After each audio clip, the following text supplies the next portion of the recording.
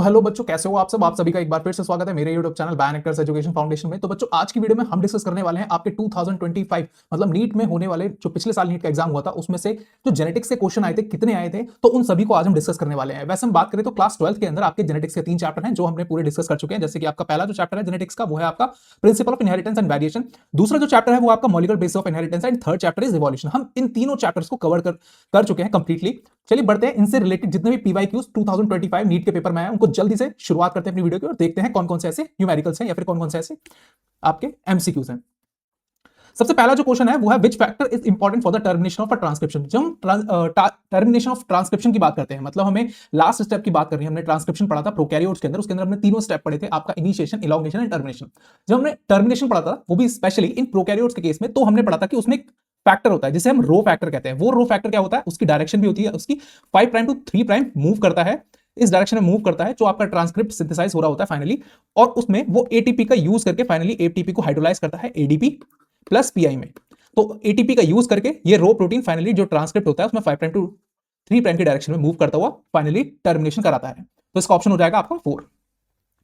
Next जो question है basically है gene R and Y follow the independent assortment. Independent assortment आपने कहां पढ़ा है, आप 10th क्लास से पढ़ते हुए आ रहे हो, मैंडल का थर्ड लॉ है independent assortment. If R capital R capital R capital Y capital produce round and yellow seeds and small Y produce wrinkled and green seeds. ये आपको कुछ इस तरीके से लग रहा है, जब आपने मैंडल का थर्ड लॉ पढ़ा था तो उसमें डाइहाइब्रिड क्रॉस पढ़ी थी principle of inheritance and variation वाले चैप्टर में, जब आपने डाइहाइब्रिड क्रॉस के बारे में पढ़ा था जिसमें आपके दो कैरेक्टर्स को लेकर के फाइनली क्रॉस कराई जाती है, जिसमें दो जीन्स होते हैं।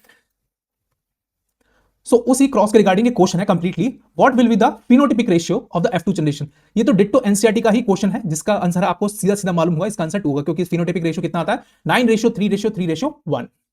Next question, this is based on the statement kind of a question. In the RNA world की जब बात करते हैं तो RNA is considered as the first genetic material, ये बात बिल्कुल सही है। Evolve to carry out essential life process like RNA act as a genetic material and also act as a catalyst for some important biochemical reactions in living system. Being a reactive RNA is unstable, क्योंकि RNA काफी ज्यादा reactive होता है इसलिए वो unstable है। ये भी पूरा का पूरा हमने पढ़ाया हुआ है, पूरा का पूरा आप जाकर के वीडियो देखिए आरएनए के ऊपर, हमने किस तरीके से आरएनए और डीएनए में डिस्क्रिप्शन बताया था कि एक तरीके कंपैरेटिव वीडियो हमने एक और बनाई थी, तो जिसमें आप देखेंगे कि डीएनए में क्या क्या कैरेक्टरिस्टिक्स होते हैं या फिर हम आरएनए की बात करें उसमें क्या क्या कैरेक्टरिस्टिक्स होते हैं। स्टेटमेंट 2 क्या कहता है, DNA evolve from the RNA and is more stable genetic material, बिल्कुल सही बात है। It double helical strands being complementary resist changes by evolving repair mechanism, बिल्कुल सही बात है। दोनों के दोनों स्टेटमेंट बिल्कुल करेक्ट हैं, तो इसका आंसर क्या हो जाएगा, statement first, both the statement first and statement second are correct, बिल्कुल सही बात है। क्योंकि जो आपका डीएनए है वो बेसिकली कहां से इवॉल्व हुआ है, वो आपका आरएनए से ही इवॉल्व हुआ है। आरएनए के अंदर काफी अनस्टेबिलिटी क्यों होती है, क्योंकि उसके ऊपर second prime OH group present रहता है। मोइटी पे शुगर की बात करें तो वहां पे second prime OH group present है और उसके पास यूरेसिल है, यूरेसिल इज लेस स्टेबल। और यहीं पे जब हम डीएनए की बात करें तो उसे हम क्या कहते हैं, डीऑक्सी, मतलब सेकंड प्राइम ओएच ग्रुप जो होता है वो प्रेजेंट नहीं होता, second prime OH group present नहीं होता। उसके बाद यूरेसिल भी नहीं होता, यूरेसिल इज काफी हाईली रिएक्टिव होता है। यूरेसिल की जगह यहां पे क्या प्रेजेंट होता है, आपका थाइम, डीएनए की बात करें तो इसलिए आपका डीएनए काफी ज्यादा स्टेबल हो जाता है और आपका आरएनए अनस्टेबल नेचर में। That's why DNA is very stable. Next question, तो चलिए अब हम बात करते हैं अपने नेक्स्ट क्वेश्चन की, जो क्या कहता है, statement first, transfer RNA and ribosomal RNA and it do not interact with messenger RNA. जब हमने ट्रांसलेशन प्रोसेस पढ़ा था तो हमने पढ़ा था कि उससे पहले होता है ट्रांसक्रिप्शन प्रोसेस, जिसमें आपके मैसेंजर आरएनए सिंथेसाइज होते हैं ट्रांसक्रिप्शन प्रोसेस के अंदर। उसी तरीके से हमने पढ़ा था कि डिफरेंट डिफरेंट आरएनए पॉलीमरेजेस भी प्रेजेंट होते हैं। ये डिफरेंट डिफरेंट आरएनए पॉलीमरेज, जैसे हम बात करें कि आरएनए पॉलीमरेज फर्स्ट जो था वो सिंथेसाइज करता है आपका राइबोसोमल आरएनए को, आरएनए पॉलीमरेज सेकंड जो होता है वो सिंथेसाइज करता है मैसेंजर आरएनए को, और भी बहुत सारे आरएनए सिंथेसाइज करता है आरएनए पॉलीमरेज सेकंड, और RNA polymerase third finally synthesize करता है आपका टीआरएनए। तो इसी तरीके से 3 तरीके के ट्रांसक्रिप्शन होंगे, 3 तरीके आरएनए पॉलीमरेज प्रेजेंट है। तो ये तीनों के तीनों आरएनए पॉलीमरेज, तीनों के तीनों आरएनए, टीआरएनए, मैसेंजर आरएनए और राइबोसोमल आरएनए आपस में इंटरैक्ट करते हैं, फाइनली आपका ट्रांसलेशन प्रोसेस होता है जिसमें आपका फाइनली प्रोटीन बनता है। स्टेटमेंट सेकंड क्या कहता है, RNA interference takes place in all eukaryotic organism as a method of cellular defence.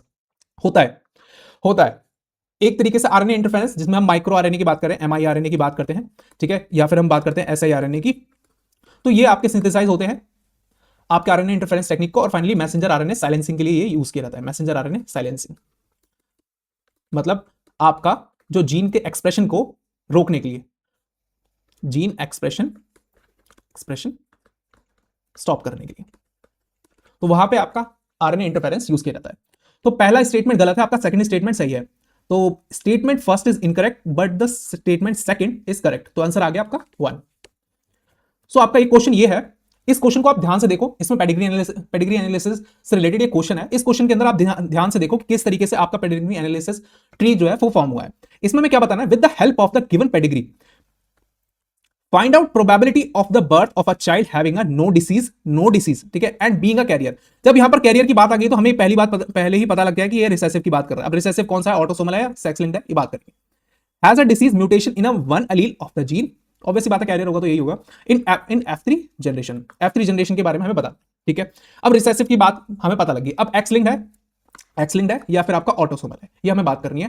X linked recessive में क्या होता है, ऑटोसोमल रिसेसिव में क्या होता है। ऑटोसोमल रिसेसिव की बात करें, ऑटोसोमल रिसेसिव की, तो ऑटोसोमल रिसेसिव में होगा आपका कुछ इस तरीके से, और ये 4 तरीके की पॉसिबिलिटीज बनती है, जिसमें से ये आपका कैरियर होता है, ठीक है, और ये आपका डिसीज होता है ऑटोसोमल रिसेसिव की बात करें, और ये आपका नॉर्मल होता है। अब अगर ये यहां पर रख करके देखें ऑटोसोमल वाला, तो फाइनली हमारा क्या रिजल्ट निकलेगा, तो ये हमारा फीमेल कैसी अफेक्टेड है, अफेक्टेड का मतलब कि इसके पास जो कॉम्बिनेशन होंगे कुछ इस टाइप के होंगे, और यहां पर मेल कैसा है आपका, नॉन अफेक्टेड है, अनअफेक्टेड है, तो यहां पर इसके कुछ इस तरीके से जीनोटाइप हो गए। तो फिर उसके बाद फाइनली हम यहां पे फिर से आ जाएंगे, और यहां से जो क्रिएट होगा आपका एक कैरियर होगा कुछ इस तरीके का, जिनके पास कैरियर के हमारे पास ये है, और ये भी आपका कैरियर ही होगा, और ये आपका फिर से कैपिटल है। जब हम बात करेंगे एक तरीके से अफेक्शन की, तो यहां पर जब मेल क्रिएट होगा, क्योंकि मेल कुछ भी हो सकता है, मेल आपका अफेक्टेड होना चाहिए, लेकिन अफेक्टेड कैसे होगा, अफेक्टेड होने के लिए उसके पास ये होना चाहिए, लेकिन ये हमारा किसके पास है, फीमेल्स के पास है, तो यहां पर अगर और फीमेल्स होंगी तो फाइनली ये आपका क्रिएट नहीं हो पाएगा। इतनी बात क्लियर है। तो इसका मतलब ये आपका ऑटोसोमल रिसेसिव वाला केस नहीं है। तो इसका मतलब ये कौन सा केस है आपका, सेक्स लिंक्ड रिसेसिव। अब एक्स लिंक्ड रिसेसिव की बात कर ले, एक्स लिंक्ड रिसेसिव डिसीज में किस तरीके के जीनोटाइप होते हैं उनकी भी बात कर लेते हैं एक बार। तो ये फीमेल्स में होता है और ये वाई में होते हैं, ये फीमेल्स का है और ये मेल्स का है। क्लियर इतनी बात। अब हमें रिसेसिव वाले क्रिएट करने हैं, रिसेसिव वाले जीनोटाइप क्रिएट करने हैं। एक्स लिंक्ड रिसेसिव की यहां पे बात हो रही है। तो एक्स लिंक्ड रिसेसिव के केस में क्या होगा, ये आपका कैरियर हो जाएगा, या फिर आप बात करें ये आपका कैरियर, ये कैसे है दोनों कैरियर, ठीक है, या फिर ये और ये होंगे आपके डिसीज, ठीक है, और बाकी एक्स एंड एक्स ये आपके नॉर्मल, ठीक है। अब मेल्स के केस में क्या होता है, रिसेसिव में ये होता है कुछ इस तरीके से, ये हो जाएगा आपका डिसीज। मेल कभी भी कैरियर नहीं होगा, ये बात आपको ध्यान रखनी है बिल्कुल, किसी भी केस में मेल आपका कैरियर नहीं होगा। दूसरा आता है आपका एक्स वाई, ये नॉर्मल है। तो नॉर्मल पर्सन के लिए आपको ये लेना है, अगर मेल है और फीमेल है तो ये लेना है। तो नॉर्मल पर्सन के केस में आपका यहां पर क्या हो जाएगा, एक्स वाई, ठीक है। अभी से क्लीन कर दे रहे हैं इतना, वेट अ मिनट।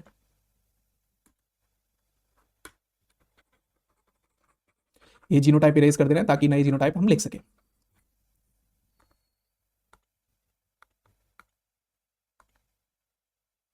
देखो दिख नहीं रहा येलो काफी, ये देखिए, देखो अब मेल कैसा है, नॉर्मल है, तो इसके अंदर फाइनली ये जीनोटाइप होंगे, और फीमेल कैसी अफेक्टेड है, तो मतलब इसके पास XA ये जीनोटाइप होगा। अब यहां से जो मेल क्रिएट होगा, यहां से जो इन दोनों की मेटिंग से फाइनली मेल क्रिएट होगा, वो कैसा होगा आपका Y, तो ये हो जाएगा मेल का, और एक फाइनली कुछ इस तरीके, मतलब ये कैरियर है। कैरियर का मतलब होता है कि जो आपका डिसीज कैरी कर रहा हो लेकिन वो डिसीज शो ना करे, ठीक है, वो नॉर्मली दिखता है बेसिकली, ठीक है। तो यहां पर ये कैसा होगा, ये भी आपका कैरियर हो जाएंगे, ये एक्स नॉर्मल, ये भी आपका कैरियर कुछ इस तरीके से, और फाइनली ये भी आपका, ठीक है, डिसीज वाले जाएंगे। तो इस तरीके से जब आप यहां पर पहुंचते हैं तो फाइनली इनको देखिए, इनको क्रिएट, ये किस तरीके की आपके डिसीज वाले हैं, और ये भी फाइनली आपके डिसीज, ये आपके कैरियर है, ठीक है। तो जब हम इनकी बात निकालते हैं तो एक तरीके से आपका क्या क्रिएट होगा, किस तरीके का जीनोटाइप निकलेगा जब आप इनकी क्रॉस कराएंगे, स्मॉल एक्स ए, इनकी क्रॉस बीच में एक्स एंड वाई, ये डिसीज है। तो अब देखिए यहां से निकलेगा आपका एक्स ए, ठीक है, फिर उसके बाद आपका क्रिएट होगा XAY, फिर उसके बाद XA और फिर फाइनली X और Y। यहां पर ये कैसा है, नॉर्मल मेल, ये आपका डिसीज मेल, ठीक है। ये है फाइनली कैरियर, ये है आपका कैरियर, और ये है आपका डिसीज फीमेल, यहां पे फीमेल, ये भी फीमेल। तो इसने क्वेश्चन में क्या पूछा है, क्वेश्चन में पूछा है find out the probability of a birth of a child having a no disease being a carrier, मतलब डिसीज नहीं है कैरियर है, तो कैरियर वाला यहां पे कौन सा है आपका ये, तो ये याद रखना है। तो किसकी प्रोबेबिलिटी क्या होगी, इसकी प्रोबेबिलिटी हो जाएगी 1/4, क्योंकि 4 में से एक ही आपका कैसा निकला है, कैरियर। तो ये बात आपको ध्यान रखनी है। कुछ इस तरीके से आपको क्वेश्चन सारे सॉल्व कर रहे हैं। मेंटेलिटी वही है और बेसिक कंसेप्ट आपका वही रहना है जो आपको पढ़ाया गया है, उनसे कुछ भी ऐसा चीज नहीं है जो बाहर है। नेक्स्ट क्वेश्चन है, what is the pattern of inheritance of a polygenic trait. Polygenic trait का मतलब क्या होता है कि जो एक ट्रेट को बहुत सारे जीन आपके कंट्रोल करें, मतलब मोर देन वन जीन एक ही ट्रेट को, एक ही कैरेक्टरिस्टिक्स को कंट्रोल करें। फॉर एग्जांपल स्किन पिगमेंटेशन को आपको ए बी सी डी 4 तरीके के जीन जो होते हैं वो कंट्रोल करते हैं, ठीक है। अब वो पैटर्न किस तरीके, इनहेरिटेंस पैटर्न किस तरीके का शो कर रहा है, देखो मेंडेलियन कैरेक्टरिस्टिक्स की बात करें, मेंडेलियन इनहेरिटेंस पैटर्न की बात करें तो उसमें 4 तरीके के हमें मिलते हैं, autosomal dominant, autosomal recessive, x linked dominant और एक्स लिंक्ड रिसेसिव। तो 4 तरीके के मिलते हैं। तो एक्स लिंक्ड रिसेसिव यहां पर दिख रहा है, तो ये कैसा, ये भी मेंडेलियन वाला है, ये भी मेंडेलियन वाला है। ऑटोसोमल डोमिनेंट भी दिख रहा है, ये भी मेंडेलियन वाला है। लेकिन ये जो थर्ड ऑप्शन है, it is a kind of a non Mendelian inheritance pattern. तो ये होगा आपका फाइनली आंसर किसका, पॉलीजेनिक ट्रेट का। क्योंकि पॉलीजेनिक ट्रेट में आप मेंडल्स के लॉज को देखिए, मेंडल्स के लॉ क्या होते हैं, पहला आता है डोमिनेंस। पहला जो मेंडल्स का लॉ है वो है डोमिनेंस की, मतलब जो नेचर में डोमिनेट रहेगा वही आपका एक्सप्रेस होगा। दूसरा है लॉ ऑफ सेग्रीगेशन, मतलब इक्वली एलील्स जो होते हैं वो सेग्रीगेट होते हैं, law of segregation. Third law है इंडिपेंडेंट असॉर्टमेंट, मतलब दो डिफरेंट ट्रेट्स के जो जीन होते हैं वो आपस में इंडिपेंडेंटली असॉर्ट होते हैं, मतलब एक दूसरे के एक्सप्रेशन पे कोई इफेक्ट नहीं डालते हैं, ठीक है। इंडिपेंडेंट असॉर्टमेंट लिख भी देते हैं, इंडिपेंडेंट असॉर्टमेंट। इन तीनों लॉज से हमें 4 तरीके के पैटर्न मिलते हैं। वो 4 तरीके के पैटर्न आपके autosomal dominant, autosomal recessive, x linked dominant and x linked recessive, ये तरीके के आपको 4 इनहेरिटेंस पैटर्न मिलते हैं। लेकिन ये पॉलीजेनिक ट्रेट हो गया, पॉलीडेक्टाइली हो गया, ठीक है, या फिर जब हम बात करते हैं आपका मल्टीपल एलेलिज्म, ठीक है, ये सारे के सारे किस तरीके के होता है, आपके non Mendelian inheritance pattern show करते हैं। नेक्स्ट क्वेश्चन है, which of the following are post transcriptional event in the eukaryotic cell. Eukaryotic cell में पोस्ट ट्रांसक्रिप्शन होता है, ये बात आपको पता है। जबकि हम प्रोकैरियोटिक सेल की बात करें, प्रोकैरियोटिक सेल में कोई पोस्ट ट्रांसक्रिप्शन मैकेनिज्म होता ही नहीं है, ठीक है। ट्रांसक्रिप्शन हुआ, फाइनली ट्रांसक्रिप्शन हुआ, ट्रांसक्रिप्शन होने के बाद आपका मैसेंजर आरएनए सिंथेसाइज हुआ, मैसेंजर आरएनए। इस मैसेंजर आरएनए को हम कहते हैं फाइनली हेट्रोजेनस मैसेंजर आरएनए। क्यों? क्योंकि इसके अंदर एक्सॉन प्लस आपके इंट्रॉन्स हैं, इंट्रॉन्स दोनों प्रेजेंट है, मतलब कोडिंग और नॉन कोडिंग रीजन दोनों। फिर उसके बाद ये जाता है आपका पोस्ट ट्रांसक्रिप्शन मॉडिफिकेशन में, पोस्ट ट्रांसक्रिप्शन मॉडिफिकेशन। इस पोस्ट ट्रांसक्रिप्शन मॉडिफिकेशन में इसके 3 तरीके से प्रोसेस होते हैं, एक होता है कैपिंग, फिर टेलिंग और फिर फाइनली स्प्लाइसिंग। तो ये 3 तरीके के प्रोसेस होते हैं। इसके बाद फाइनली आपका बनता है एक मैच्योर्ड मैसेंजर आरएनए क्रिएट होता है, ठीक है। ये बात आपको ध्यान रखनी है। तो इस बेसिस पे हम देखते हैं कि कौन कौन से ऑप्शन हमारे सही हैं। Transport of a pre messenger RNA to the cytoplasm prior to the splicing, no. Removal of a introns and joining of exon, हाँ होता है। Addition of a methyl group at a 5 prime end 5 prime end पे हमारा क्या capping हो जाती है, इसी को कहते हैं, इसका नाम होता है methyl guanine triphosphate 5 prime end पे, ठीक है। ये बात आपको ध्यान रखनी है। Addition of adenine residue 3 prime end पे आपका टेलिंग हो जाती है, पॉली ए टेल ऐड हो जाती है, ये बात आपको ध्यान रखनी है। तो आंसर कौन सा हो गया, B, C and D, third. Next, match the following question. Alfred Hershey Martha Chase ने क्या बताया था, फाइनली डी ने आपका जेनेटिक मटेरियल, तो ए का हो जाएगा आपका फाइनली फोर्थ। यूक्रोमैटिन कौन से होते हैं, जो ट्रांसक्रिप्शनली एक्टिव रीजन होते हैं डीएनए के अंदर, loosely packed and transcriptionally active, इसी को कहा जाता है लूजली पैक्ड और transcriptionally active, transcriptionally active. Frederick Griffith ने बताया था, बेसिकली उनका जो वर्क था वो स्ट्रेप्टोकोकस निमोनी जो उसके आर स्ट्रेन और उसके एस स्ट्रेन, डिफरेंट काइंड के स्ट्रेन्स के ऊपर था। फाइनली उन्होंने ट्रांसफॉर्मिंग प्रिंसिपल दिया था। हेट्रोक्रोमैटिक, जो आपका डेंसली पैक्ड हो और इसी को कहा जाता है ट्रांसक्रिप्शनली इनएक्टिव, ट्रांसक्रिप्शनली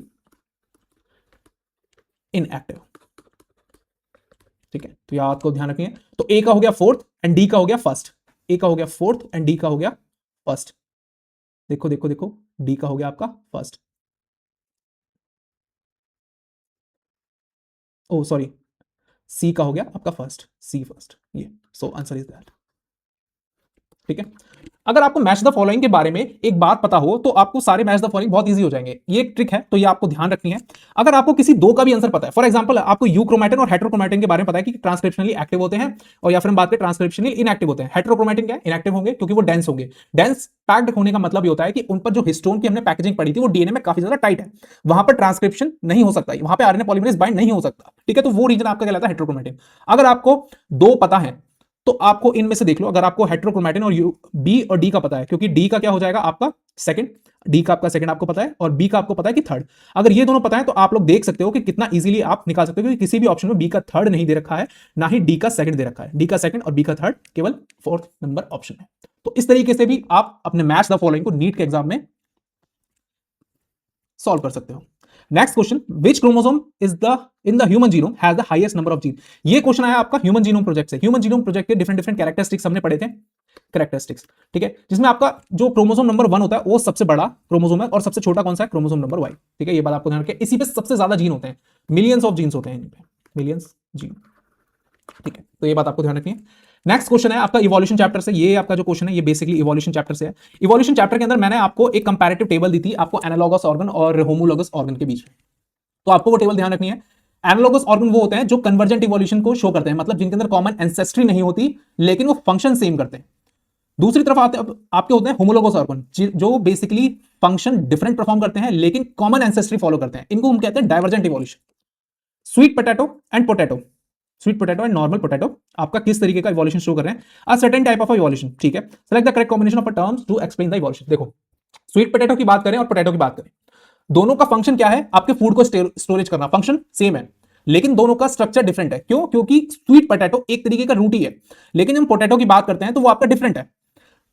इसी तरीके से स्ट्रक्चर कैसे हैं, दोनों के डिफरेंट है लेकिन फंक्शन क्या है, फूड स्टोरेज। तो इस तरीके से हो जाएगा आपका analogous organ and the convergent evolution. मतलब कि कन्वर्जेंट इवोल्यूशन का मतलब एंसेस्टर डिफरेंट है, एंसेस्टर डिफरेंट है एंड फंक्शन सेम है, फंक्शन सेम, ठीक है, and structure also different, structure also different. ये बात आपको ध्यान रखनी है। इसी के जस्ट अपोजिट हो जाते हैं आपके होमोलोगस ऑर्गन, होमोलोगस ऑर्गन। तो ये बात आपको ध्यान रखनी है बिल्कुल। So this is all about the today's video. Next video में हम बात करेंगे आपके 2024 में जेनेटिक्स से रिलेटेड तीनों चैप्टरों से रिलेटेड कौन कौन से आपके पीवाईक्यूज आए हैं। तो मिलते हैं नेक्स्ट वीडियो के अंदर। तो लाइक करिए, शेयर करिए, सब्सक्राइब कीजिए वायन एक्टर्स को और मिलते हैं नेक्स्ट वीडियो में। बस।